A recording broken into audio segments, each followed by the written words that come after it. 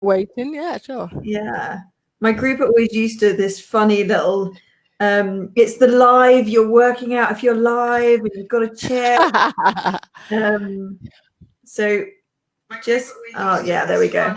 The worst is when you can hear yourself and it repeats on yourself. Yeah, and then I just would turn it volume way down, and then that's sorted. Yes, awesome. Yeah. We are live. So guys, as you're coming in, just let us know that you can hear us, okay? Just give us a like. Obehi, how are you? It's been a while. I'm good.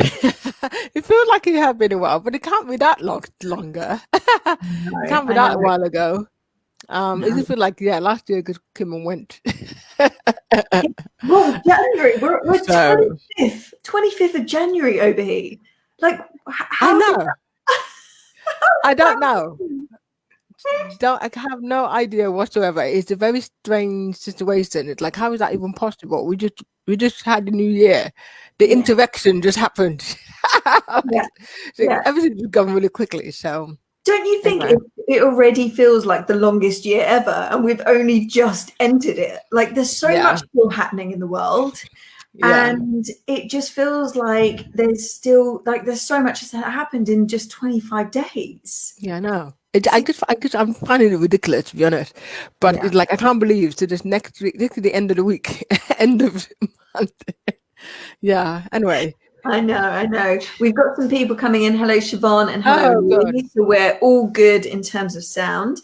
So I'm really, really excited. I'm always excited when Obehi comes and joins us for a chat. We're going to be talking about really real talk, for one, like how we're feeling, how we're sort of coping. I know that there's been a lot of chatter in the group, actually, about just this feeling of being exhausted, teams feeling wobbly, and sort of not being sure how to comfort teams when they're dealing with their own issues at home. And so this sort of subject of well-being always comes up. And I don't think when we think about well-being, it seems like this really sort of soft thing that doesn't, like, we don't think about it in terms of our productivity, our performance, and how important our well-being is in that. And I don't think we often think about it in that way. We're just like, okay, I will deal with my well-being when I've got time. And it's like, it's probably the one thing that is causing you not to have the time or feel like you're not getting anything done. So I think we'll touch on a few subjects, but really, really sort of focusing it on well-being, how we can look after ourselves, and how we can sort of start to support our teams. So awesome. First, Obehi, like, when we talk about well-being, what are we talking about? It's interesting. We talk about physical well-being. People think about for the most part, but we're also talking about emotional well-being or mental well-being. So the same way you have physical health or physical well-being, same way you also have a mental one, and those two go hand in hand. It's just that society will just sort of not really talked about the psychological one or the emotional one or the head one. So it's always about the physical being. So a lot of stigma around admitting that, you could say, oh, I've got a physical injury or I'm feeling ill, but saying that I'm feeling emotionally drained. I would never say that at work in the corporate world. I'm feeling emotionally drained. Like, what does that mean? And I think it's because it's unseen. You can't see it, so you can't measure it. And so if you can't see something, you don't understand it. And it might be hard to relate to it in that sense. So unless someone and people don't tend to describe exactly what they're feeling. So they might say, oh, I feel anxious and nervous. Like, well, everybody feels anxious and nervous. I suppose it's different when someone said I've broken my leg. It's like all of a sudden I can feel the pain, because it's something where that kind of pain where we could talk about it, we recognize it. But mental pain is in your head, so you don't even know what's normal and what's not. If that makes sense. You're not physically limping, just like you would someone say, what's wrong with your leg? Kind of thing. I think that's probably why. One is physical, you can see it, and you can almost analyze it. The other is almost what's the word I'm looking for? When subjective. Yeah, it's like, I know what you mean. It's sort of it's not finite. It's not like tangible. And I think with sort of that sort of mental or, you know, emotional well-being or concerns, it's like if you've got a broken leg, it's like, oh, I can see that there is a way to recovery for you. But if you tell me, you know, if you tell me that you have mental health concerns or you're not emotionally stable, suddenly as a manager or a person or a colleague or a friend, I'm like, oh, like, what do I say to that? Like, what do I say to that? Exactly. And what I could, one other thing, when we do workshops in Aurora for what we call Angel of Wellbeing, it's sort of personalized well-being that we tend to do for teams and team leaders and all of that. One of the things I like to do is describe the definition of good mental health or good mental well-being, because I think people get confused by what it means, and why it's more holistic or more rounded than you might expect it is. So the WHO definition, so this World Health Organization described good mental well-being as a state of well-being in which everyone realizes their potential, right? So that's one thing, realizing their potential. They can cope with normal stresses of life. Okay, so that's the second point. The third point is that you can work productively and fruitfully. Productively. So I do something and it yields me something. Fruitfully, that it should pay me dividend. Right? And once it's done that, then I'm able to make a contribution. So able to make a contribution to his or his own community. So what that means, when you think about it again, I'm going to break it down again because I always love to give definitions. So the people don't think of it as just having bubble baths. That's yeah. not it. A state of well-being. So who decides the state?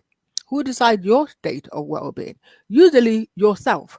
Because that could differ with physical health. Who decides a broken leg? Usually the person with a broken leg plus a doctor is going to say that leg is broken.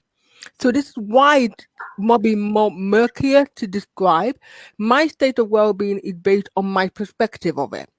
It's based on whether or not I've realized my own potential. How do I know I've realized my potential? That is determined by me, my environment, and whatever I grew up with. If you think about physical health, how do you determine someone's physical body is healthy? Based on statistics that said your heart rate must be between this and this, right? Your blood pressure must be between this and this, right? Your leg must not be broken, otherwise there's something wrong with it. So these are very fixed stuff. When it comes to mental well-being, it seems a bit fluid, right? I can cope with the normal stresses of life. How do I know what's normal, right? What's So normal to one person, certainly different to not another. normal. There we go. How do we know what normal in one country, different from another country? Look at COVID, for example, and the fact that we're on lockdown in the UK, like tier 3, tier 4 lockdown. This is our lockdown number 3. Some countries have just been in one and they've come out and that's the end of it. The complete different coping mechanism we're currently using in a different country, completely different there. What's normal now isn't normal for other people still. And then you're thinking, how can I work with that? So using COVID as an example, how can I still work productively?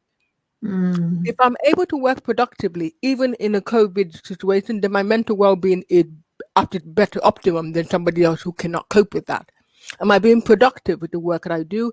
And am I being fruitful? Am I getting money as a result of that? So when you talk about people who lost their job on furlough, right? Because it was productive and now it's no longer fruitful. What do you think is going to happen to the mental well-being at that point? It will go down. And what happens when we're not happy and don't feel like we're supported, we don't feel like we're achieving our potential, we don't feel like we're able to cope, we cannot contribute to somebody else's situation or contribute to society or community. So you can see why it's a bit loaded, isn't it? It's not just, oh, okay, feeling anxious today. It's more loaded than that. Yeah, it's like that, even that definition is so broad, right? That covers off, Mhm. we're talking about Oh, productivity, we're talking about having purpose, we're yes. talking about having some kind of some kind of payment that Yeah, sort of I'm getting that I'm rewarded for doing this thing. for doing. Whether Yeah. it's money reward or thank you. That's why volunteering work is also good. I'm getting rewarded, like it's something purposeful for me. And I'm able Mm, to contribute to my contribution. I contribute to my community. I usually say something like, say this sometimes. Unhappy people can't contribute. It's hard for them yes. because they're still trying to solve the fact that they haven't reached their potential, that they're not coping with the normal stresses of life, what other people seem to be coping with. Mm, And so that's what makes it. If you feel like, I love your statement when you said, I'm in a funk, what do you do about that? Because this is collective funk. And because it's new and unusual, people are adjusting a different way to it. hmm So what you're Um, saying, and especially as managers, yeah, when our well-being is low, then we're going to find it very, very hard to look after our people. We're going to have nothing there to yeah, give to, yeah. pretty much. And you can't pretend to care. And if you are, you're pretending to care. You don't actually care because how can you? You're still trying to model your way out of whatever is there. And one of the examples I gave, one of the teams that we worked with, sometime last year, just before the pandemic hit, actually, because they're a very good example of that. It was a team of five, if I remember correctly. So we had a sales manager, like a recruitment consultant. So sales manager Mhm. had five members of staff. This is what we call it, the well-being black hole. I'm going to describe what it looked like. So those of you who are managers in the chat, let me know that you are manager and managing team, because I Mm, can be more specific to how you can support. Now, the team of five, manager who's normally managing, he's not doing taking any sales calls or any of those things. He's just making sure the team do all right. So five team members, and then this happened. One of them had a depressive episode. Something is going on in his relationship, so he's not coping very well. They're all aged around 25 to oldest maybe 40 something, so good age range across this team. So this person, now quite depressive, and then go to the DP. He signed off sick a few times, and it's like, okay, he's back in 2 weeks. So what happened is the rest of the four take on the workload. yeah. 2 weeks comes and goes, and he's not back yet. So now it's like, oh, but I thought he was coming back. Like, okay, yeah, but he's been signed up for another 2 weeks. Now, if you're a manager in the chat, let me know that this is sounding a bit familiar. Mm, Okay? So one person goes out, you plan on the fact that the person's going to be back in 2 weeks. They're not back in 2 weeks. So you now have to spread the work across the four people you have left. So this is what this manager did. Standard operation. Okay, four of you, he's not coming back for a while. We don't know when, but pop back in another 2 weeks. So you keep adding 2 weeks on top of this thing, but you're not dealing with the rest of the team's issue. So mhm. now, like a new member of staff, she wants to do well. She's gun ho. She wants to prove herself. And so she's taking on more because she wants to be helpful. What happened to her? Old anxiety issue that she had at 20 something flared up. No. Why? Because she's holding pressure. She hadn't quite been onboarded successfully. She's still new. Which is harder in a remote working environment. Yeah. So you're not really, you don't want to share with your manager, oh, I'm struggling. Are you sure? So you just trying to manage it yourself. So remember that definition I just given, reaching your Mhm. potential. So she's thinking, I'm not really reaching my potential. I'm not coping with the normal stresses of what? The team. Normal stresses of this work environment. And so what happened, her anxiety flares up, therefore the workload start to suffer. Now, do you want to guess what happened to this team by the time we get in there? I can't even It, imagine. it hence the black hole. What was supposed to be a 2 week, oh no, he'll be back for problem one, for person one problem, had dragged on for 8 months. Person one is back, but not fully back. Person two's issue had not been solved. Now the manager had to pull his sleeves up to get involved. So he's not managing, he's now doing some of the work. Mm, This team is not producing their sales target. So guess who doesn't have their bonus at the end of it all? the team, and so that's impacting their feeling that they're not progressing. So that's Yeah. further. Yeah. And then you have in fact, the reason why I went there because of the service manager. It's like I don't. Basically, I budgeted for that money. I budgeted for that what do you call it, bonus, and I Yeah. don't have it. So I now have to let my wife know that we're not going to be able to afford certain things this next. It was wow. What one person went off sick because Mm. they weren't supported before he went off sick because Mm. it was don't worry, handle it yourself, you'll be fine. Yeah. Okay, Yeah. yeah, that's the classic example. I just wanted to just share how it just So it has to be, we have to look at well-being, especially as managers, as leaders, as a preventative measure. It can't yes, be this reactive thing that we put in place. And I suppose that's why it's so yeah, important. Because always the question, isn't there, Obehi, who's responsible for people's well-being? Is it organizations or leaders responsible for the well-being of their people? They're paying their people to do a job. Surely that person should make sure that they're well enough to do the job. But actually, what we're saying is here that their productivity, their performance, that is reliant on well-being. We've got to create an environment where well-being is encouraged, good yeah, well-being is encouraged, to ensure that they can perform. And it's a preventative measure instead of falling yeah, into this black hole. yep. Yeah. Called whirlwind black hole. Like, and yet, when you offer services or support, the manager, you need to learn. It's not my, but I'm not expecting managers to be therapists. You're not. That's not your job. Your job is to provide conversation that allows people to talk about that. If someone is struggling, they are not, because this particular manager is as supportive as you're going to get a manager. So someone who felt he was being supportive to his team, was being supportive to this particular staff who went off sick eventually. But what it was, when we asked what exactly was the support you were offering, let me understand what that means. He said, oh no, they'll have one-to-one, then ask him how things going. And he said, no, it's fine, and it's getting better, and things. So he felt listening with where it stopped.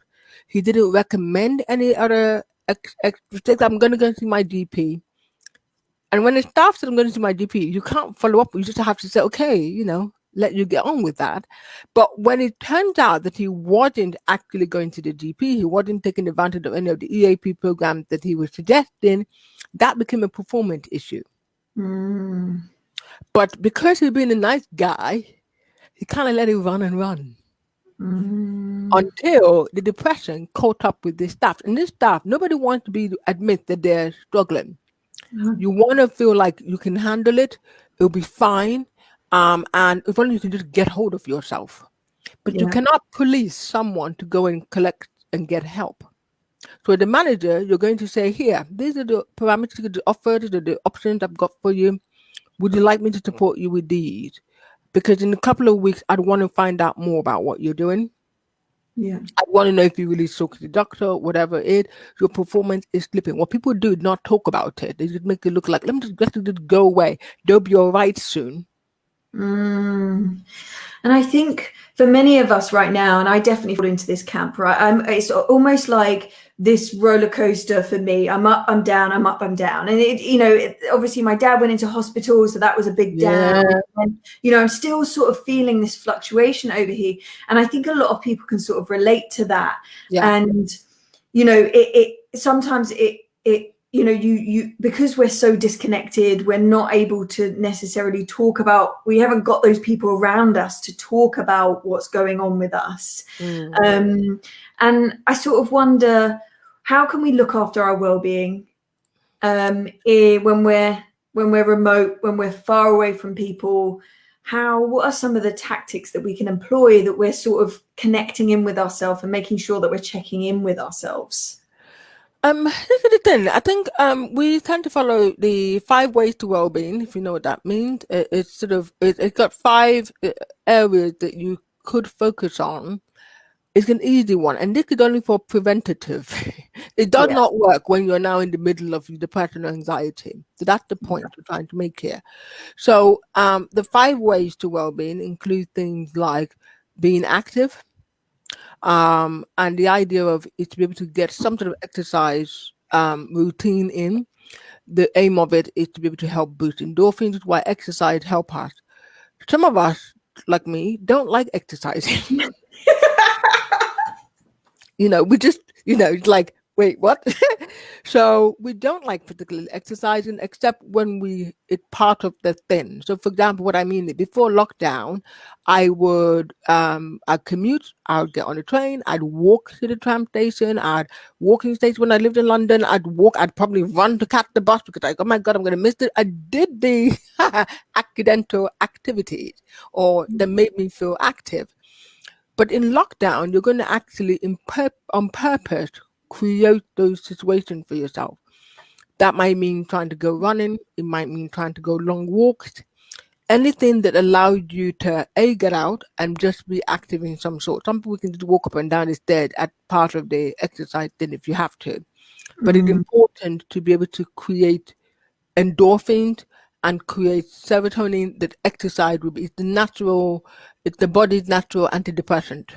So this is, I think, is important because every time I talk about like exercise or anything like that, my clients will just like roll their eyes. Like, yeah, I know. Eating well is good for me. I know that exercise is good for me. Everybody knows this stuff, right? Yeah.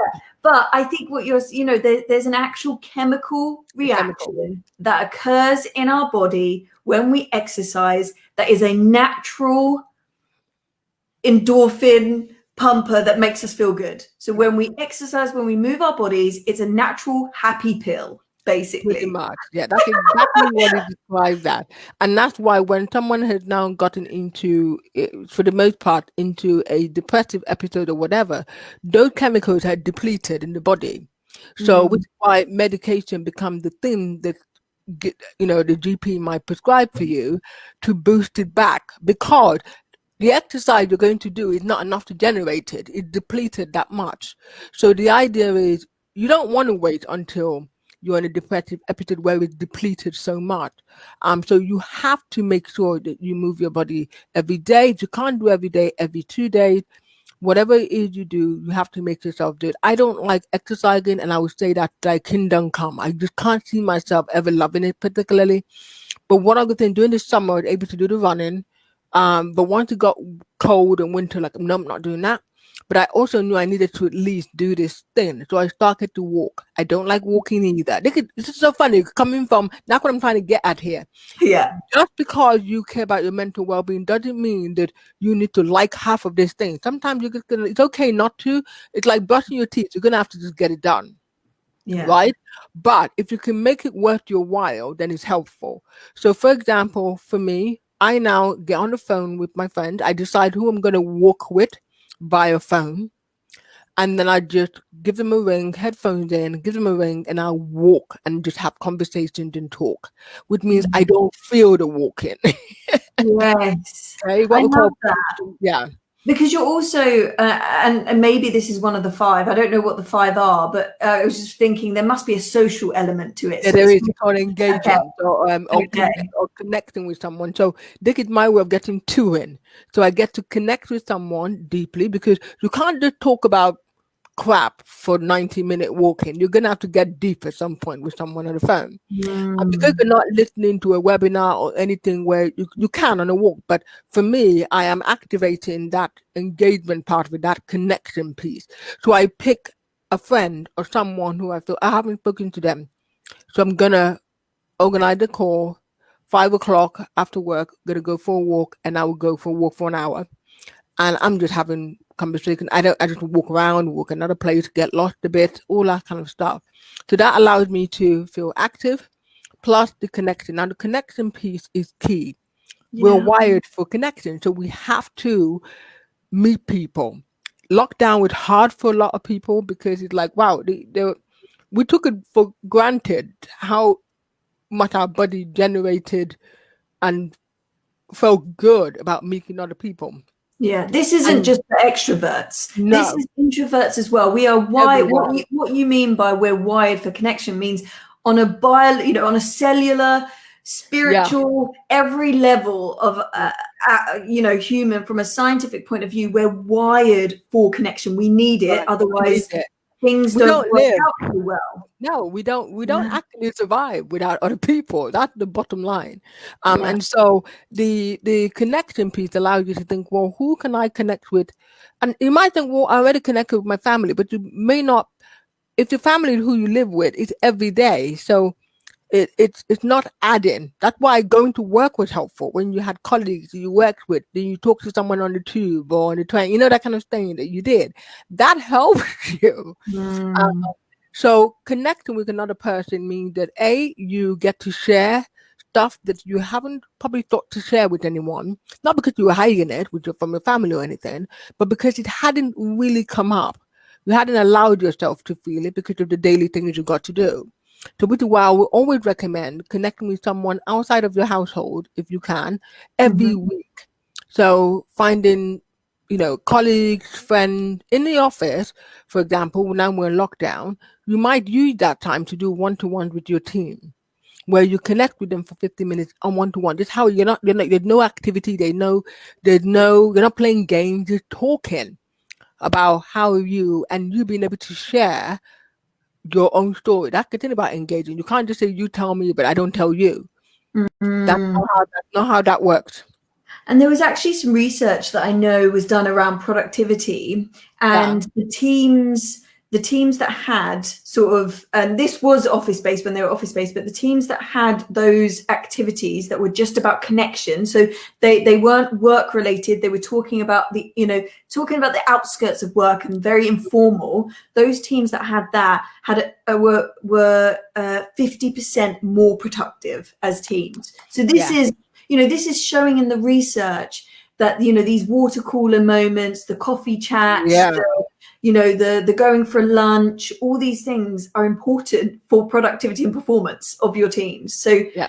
okay, so there was exercise one. So there's exercise, there's a connection, and then there is notice. It is the mindfulness piece of it, where you're going to be noticed of what's happening, or mindful about what's going on with you. Mindful in your body, mindful in out and about. 'Cause the idea is that you're not in your head the whole time. Now, if you consider that somebody might live by themselves, right? So there's no connection in the household. So they kind of have to make the connection outside of it by either getting on Zoom calls or maybe taking a social distant walk with a neighbor. Imagine that that's going to happen with them. Then you're going to imagine that they maybe go for a run. They're being active, so they're getting the endorphins in. But if you imagine that they're constantly worried about losing their jobs, constantly worrying about not seeing their parents, constantly worrying about feeling like they're single, and not, no partner, no nothing. So so you're reflecting on all these things that may or may not be helpful to your mental well-being, depending on the state of how you catastrophise things, for example. So being mindful allows for that moment in the day where you're not thinking too hard. Mm, And what that means is being able to count, think about what's my breath doing. Sometimes people forget to breathe. They're worrying that much yeah. that they just realize they've caught themselves, just forgotten to take a deep breath Well, because they're so deep in thought. Yeah. I found myself doing that, especially when, the period where my dad was really ill, he was on hospital. Jamie would say, my husband, he would say that I would sigh really loudly, but it was me catching up with my breath. And I Yeah. was like, I didn't realize I was Yeah. like short, sharp Yeah. breaths. Yeah. Yeah. So being able to, once you start aware, like, okay, I can do that. Or then you're gonna just notice what's going on outside. My office when I work is opposite a window, so usually downstairs. I'm in my room now because I need to close it off. But in front of a big bay window, and I have Apple Watch, and that triggers every so often, and it would just buzz at me to take a deep breath. And usually I realize, oh wow, I've been in whatever I'm doing. So that will give me a reminder to that. Take a big breath. And then while I'm doing that, I can look outside. At that moment, I'm thinking, how many cars? I might count the cars. I might count the people walking past. I might decide, let me see how many people are wearing black coats or how many people are Mm. wearing non-black coats. Because all I'm doing is getting my brain to focus on something else outside of my own brain, of my own worries. And that lowers my blood pressure. I think also, Obehi, I've often had days, I've had years where time has just escaped me, right? I've been on this sort of adrenaline fueled lifestyle where it's just been from here to here to here. I'm always thinking about the next thing. And it's almost like time escapes me. And then I get overwhelmed and sort of, spiral about the fact that time is escaping me. And when I learned to be more mindful, when I started practicing mindfulness proactively, I realized that that's when time sort of slowed down for me, because I was being very aware of what was happening in the present. But only until then, when I was in the sort of busy badge of honor, sort of chaotic lifestyle, I just wasn't aware of what was going on around me. It was almost like I woke up. Does that make sense to you? Like, it was like I started being mindful. It was like somebody woke me up. Someone woke you up, and not because you were just inside yourself for a while. Look at that. So it's an important part. I think it's one of those things that you might say, well, some people do yoga because that would help. I don't think you don't have to do yoga if that's not your thing. It just means you need a space where you are giving yourself permission to not think too much. Yeah, to not be inside the pain too much. I mean, your dad was in hospital. You can imagine that anything else to say take you outside of that, immediately your thought would go right back there. And that was fine. It just needed a break in between where it didn't do that. So that's what I would always say, especially if you're going through a tough time or you're worried about something.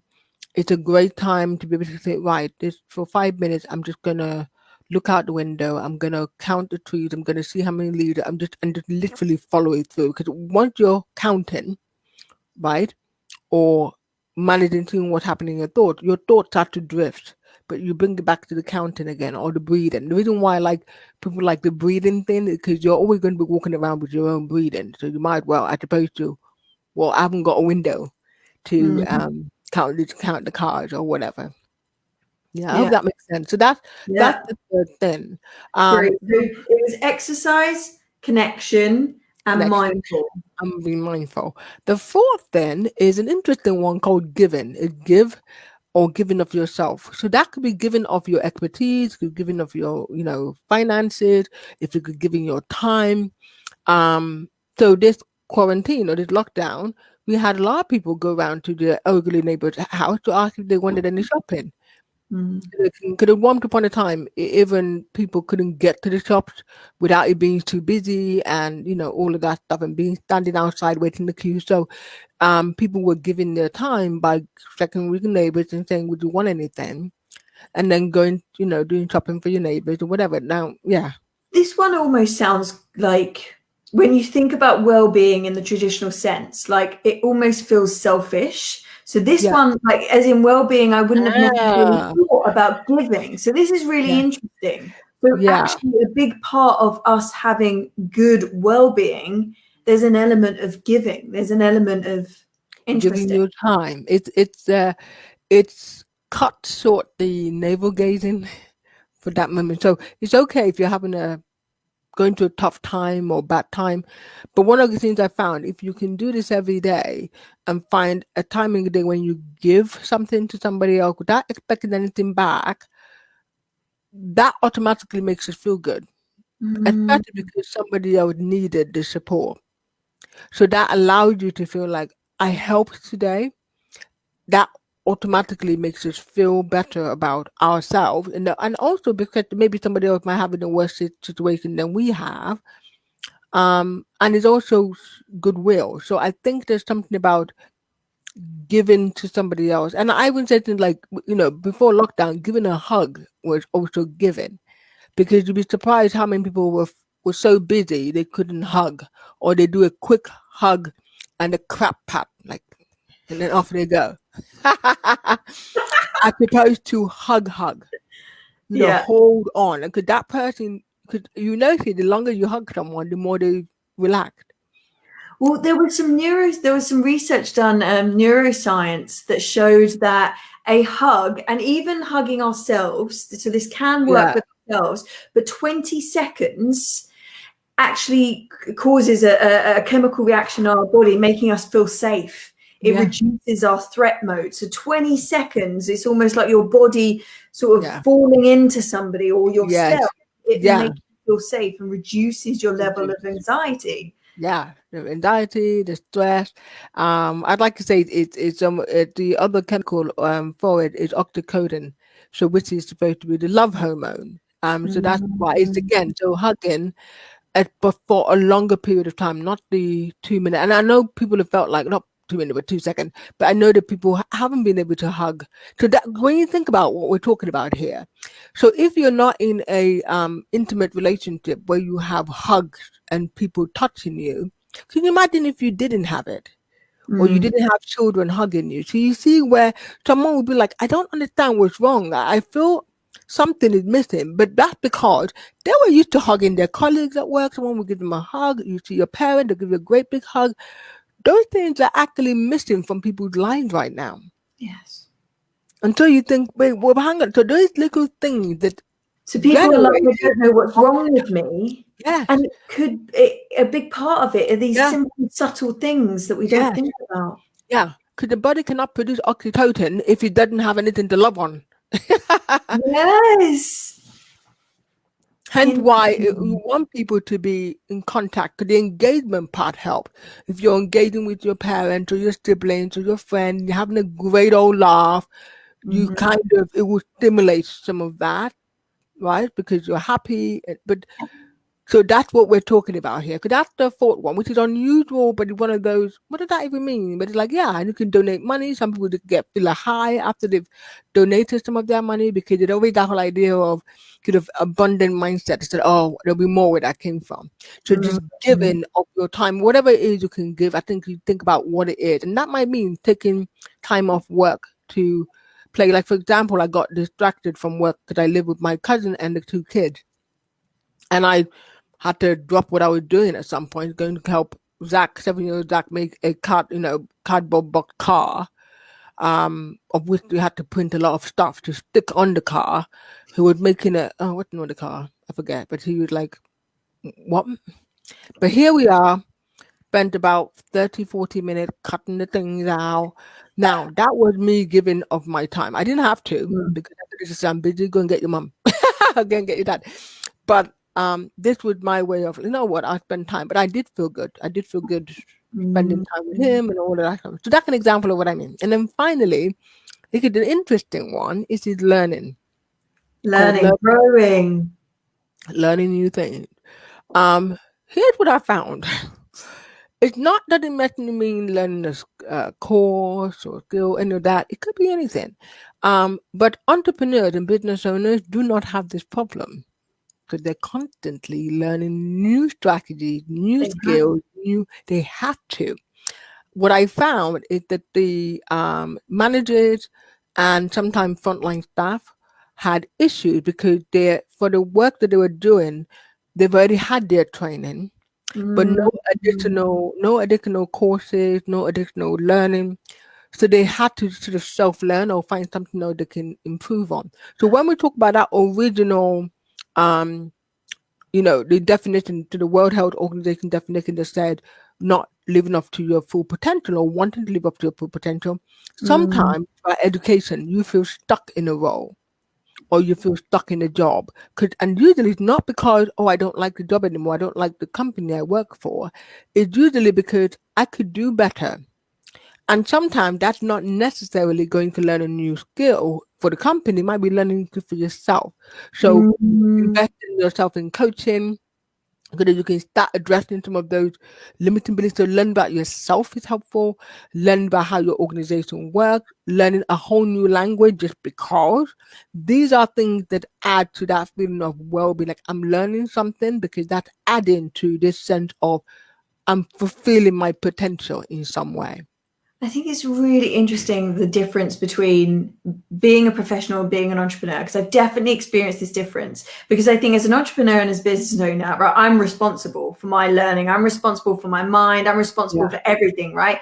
My business and the success of my business is dependent on that. But when I was a professional, and what I see amongst sort of managers and professionals is this sort of a far more reliance on their organization, right. or their managers to help them to grow or to be responsible for their learning, right? It's almost like, well, my company's not going to pay for it, so I'm not going to sort of I'm not going to invest in it. And I Yep. was exactly the same. You know, I'd get so frustrated that I wasn't progressing, but I was waiting around for my company to like pay for this or put me on that. And I was sort of just waiting. And then when I realized, I was like, why am I waiting for them to progress me? Why am I waiting around for them to invest in me? I need to Mhm. invest in me. I And that's, need to invest in it. yeah, Yes. it It's was so, so shocking. it was so liberating as well when I realized that, because I was like, I don't have to rely on my boss to dictate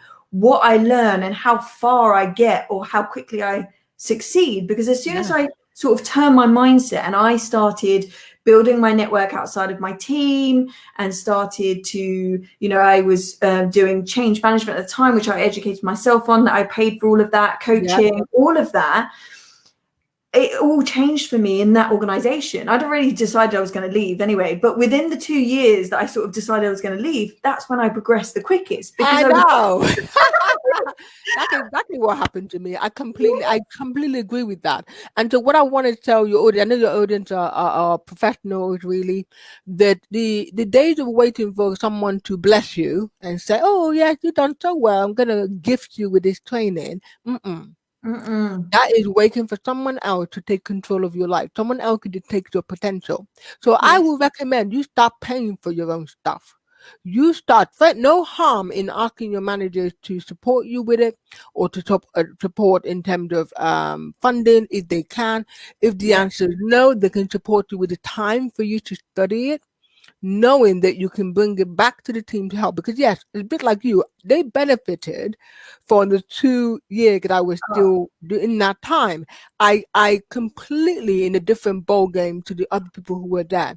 I invested in my own what do you call it, coaching, but it was more executive coaching because I was managing a team at the time, and I wasn't sure knew what I was doing, but I didn't feel like my own team were helping, my team leaders were helping, because I felt like they had an agenda in terms of the statistics and the stats and all of that kind of stuff, and I talked about life and death situation, and you're thinking, I don't really know how my team can handle 100 patients on their book and not forget who they're treating. So there was some level of, but we need to get this stuff, we need to get this done.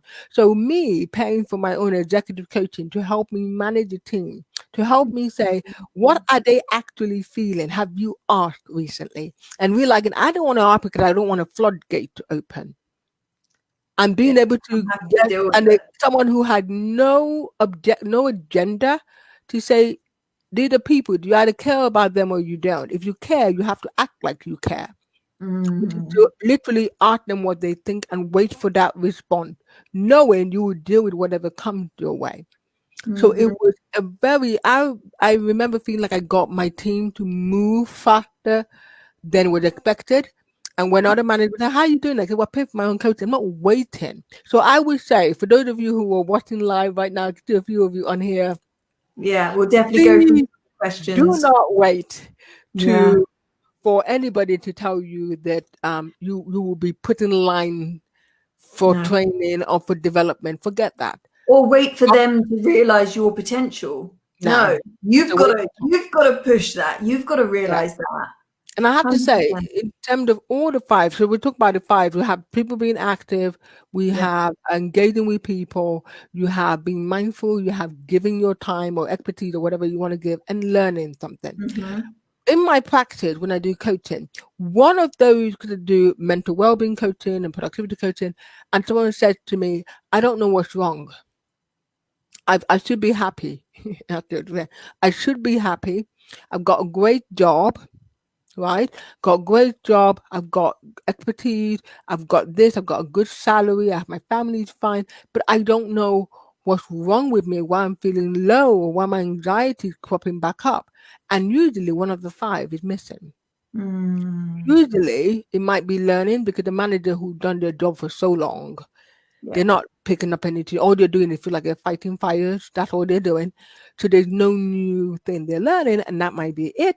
Or it might be the fact that they're sat in front of a computer for so long, they're not active, Yeah. not doing any exercising, they don't have time for the gym, all the things that were happening before.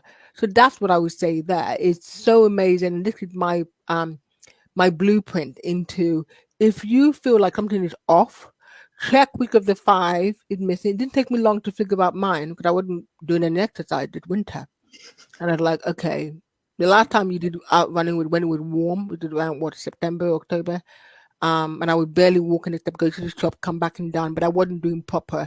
And then once my emotion, Mm. when I started to die, when I started to feel, what is wrong with me? I know it's lockdown, but this is, and I think, oh yeah, aid missing. Yeah.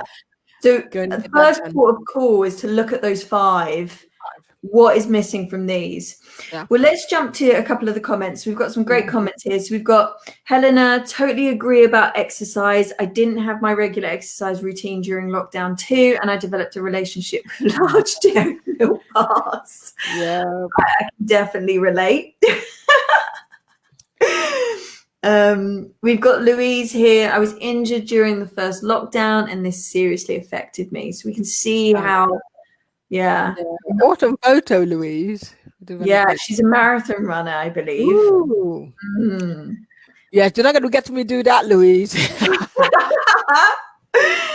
So we've got Siobhan here. So true. Lockdown 1, I was walking 10 miles a day. In 2, I reduced it in half. And 3, I'm not doing anything. I'm determined that is why my energy is so low. It's interesting, right? We need to use energy to make energy. Energy, pretty much. It's Yes. energy. It literally energy generates more. To shift. Yes. Yeah, that's amazing. And Siobhan had here something, but I forget to breathe when I'm stressed or overwhelmed. I thought that one, so that was amazing.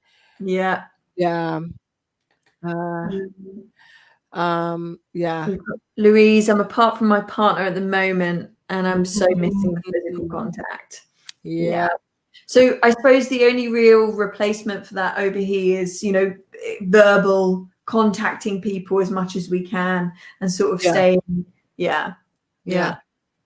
Um, Such a so shame. we've got the whole COVID situation has given me time to think about what I want and need and time to develop my needs. Because I think the learning thing is important, because I always talk about Obehi. I talk about your North Star, and I talk about that being meaningful. So when we're focusing on learning growth, it needs to be meaningful to us, right? So when we're not learning and growing in a way that is meaningful, that's sometimes where I see some disconnection, because we're sort of like, our jobs might be, putting us through training, but it's not stuff that lights us up. It's not stuff that, passions us.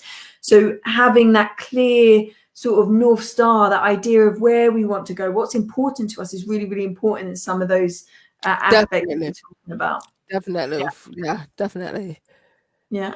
We've got Ooh. Jane here. Due to a lack of manager support for further education, I ended up paying for it for myself. Now started change management course. Woo! She's one of us.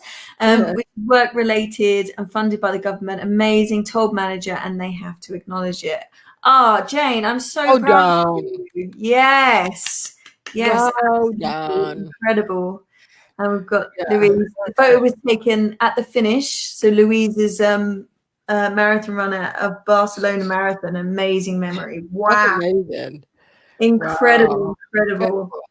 So let me know if anybody have questions. Do they want to ask me specific questions that might be helpful? I've still got some got 10 minutes or so if I have to jump off, but otherwise, yeah, just let me know if I Amazing. can Any really. questions, keep them coming. And I thought, if we, just as we're waiting for any particular questions, whether it's about well-being, productivity, or performance, or sort of supporting your teams, just add those comments and we'll bring them up. In the meantime, Obehi, what if we just share a couple of things that we've been doing in terms of taking care of our well-being and our mental health? What are the two sort of strategies that you've really employed that may have been different in this COVID world, or may not have been? Anything you've... Well, I mentioned my walking, so Yes. that's I didn't do that before at all, and so that helped me. I'm having more solo time. I live in a household with my cousin and her husband and 2 kids, which is great. So when I lived in London, I would have been by myself in that flat, and so that whole appreciation for the fact that that could easily have been me by myself in London. So I was happy to be in a household where I got support and family, and I can get some hugs and stuff like that. But I was also aware of I needed to have that space time to myself, where I can reflect on what I needed. So I would camp out here in my bedroom, usually like on a Saturday, and just chill. Not no laptop open. I barely touch my phone. Mm, And that allowed me to just focus on me. I'll have a TV on or have Netflix or whatever. Whatever I'm doing, I'll do, and I'll sleep, catch up on my sleep and catch my rest. That was supposed to be linked to physical health, but of course, what it means is when you're tired, you're not really objective. So mm, it add that whole, but it's why I said mental well-being is about the whole, it's holistic, isn't it? So yeah. that's what I do that I think has helped. I have Zoom calls with people that I can physically see, which is nice. I can do that. And I catch up with old friends and school friends I used to go traveling with. Couldn't go travel on our trip to Singapore with cancer just as COVID started. So some things you can't replace. You just have to. Mm. What you're trying to do is just replace the chemicals that is missing. Which is boring and sounds really painful to do, but you're trying to replace what is the missing chemical and how can I recuperate that back? That's so interesting to think about. Yeah. Yeah. Yeah. Because What about if I think about it in that way, it's a missing chemical. So my body is experiencing it physically. you? Yeah. When I'm low or I'm feeling low energy or anxiety, there's something chemical that's happening.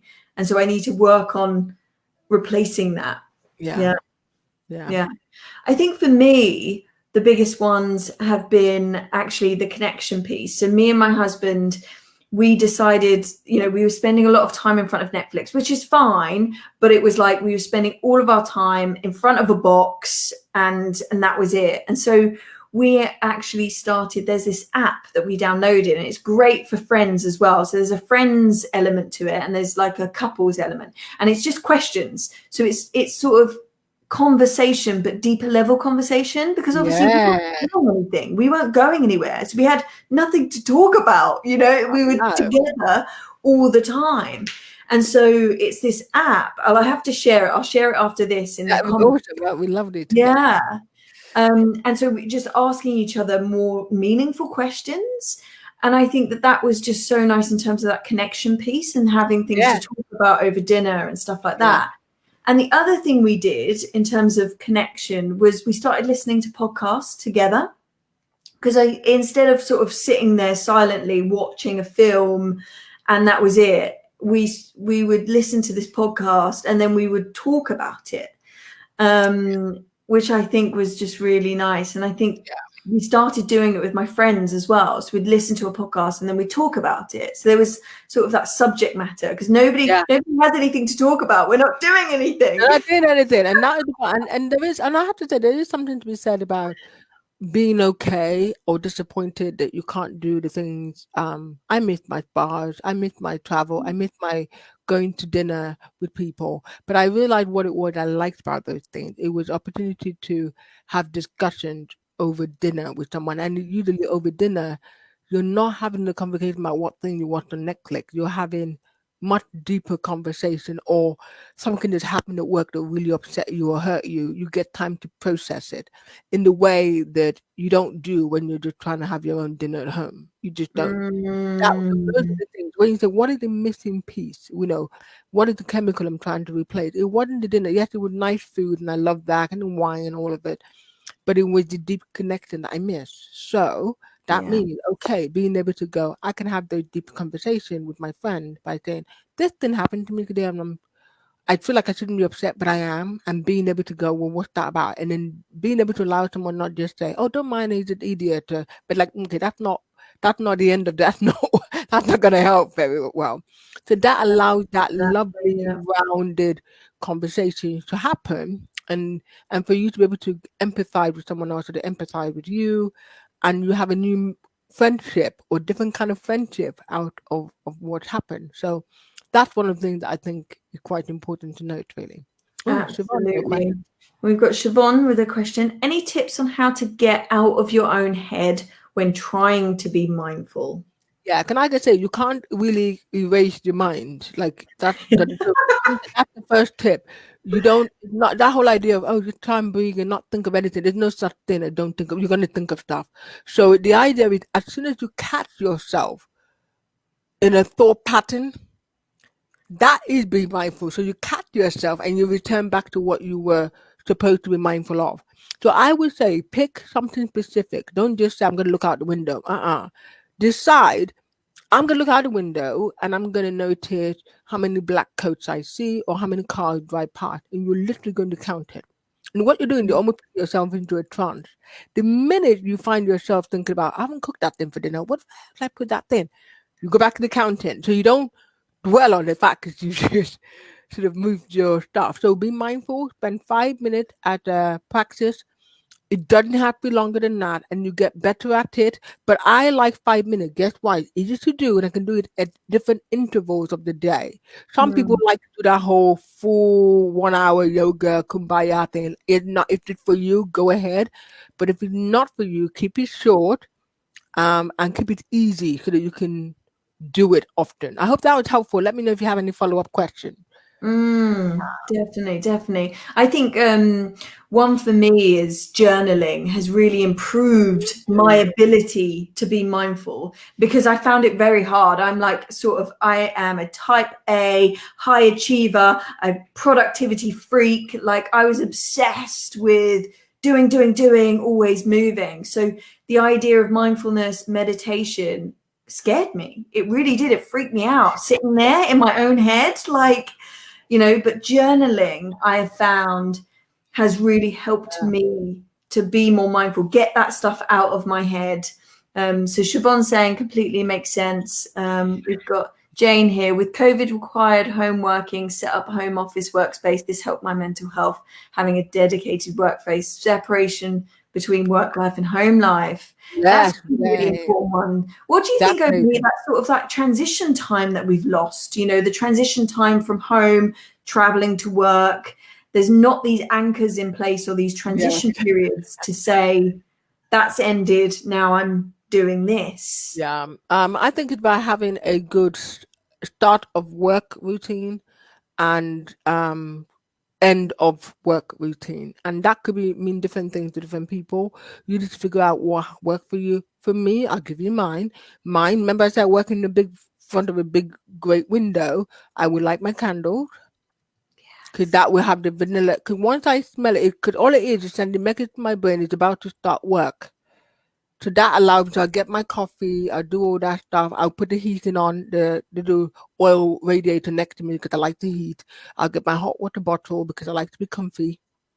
And I will put my blanket and then I've already put it on my laptop so I know what I'm working. I have my to-do list from the day before, or I just create my to-do list. This is now work situation.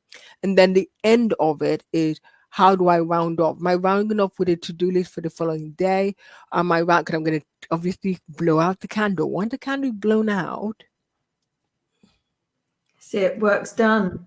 it works done. But you need Yeah. to create the neuron so that that way the brain associates candle on means work for me.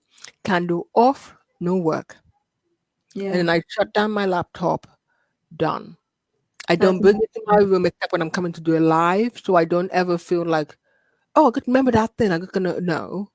It's downstairs and that's the end. So it's helpful to have this create a time and then where you're spending the rest of your day, whether it's gonna be in the living room or wherever or the kitchen, that will help you break up.